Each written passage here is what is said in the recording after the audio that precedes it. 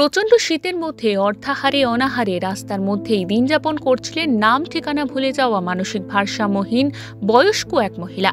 মানুষের দয়ার উপর নির্ভর করে কোনো মতে দিন যাপন করছিলেন তিনি। শেষ পর্যন্ত প্রশাসন এবং এলাকার মানুষের উদ্যোগে ঠাঁই হল হলদিয়ার এল্ডার কেয়ার ইন্ডিয়া নামে একটি সংস্থার আশ্রয়।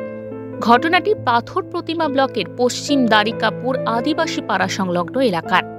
স্থানীয় সূত্রে জানা গিয়েছে, গত ৮ মাস আগে হঠাৎই ওই মহিলাকে এলাকায় দেখা যায়। কোনো মতেই তিনি বলতে পারছিলেন না নিজের নাম ঠিকানা। এরপর এলাকার মানুষজন সোশ্যাল মিডিয়ায় খোঁজ নিয়ে হদিশ পান হলদিয়ায় অবস্থিত এল্ডার কেয়ার নামে একটি সংস্থার। সূত্রের খবর, এল্ডার কেয়ার ইন্ডিয়া নামে ওই সংস্থার কর্তাদের সঙ্গে কথা বলেন স্থানীয় মানুষজন। এরপর পুলিশ প্রশাসনের সম্মতিতে এল্ডার কেয়ার নামে ওই সংস্থার কর্মীরা মানসিক ভারসাম্যহীন ওই মহিলাকে হলদিয়ায় নিয়ে গিয়েছে।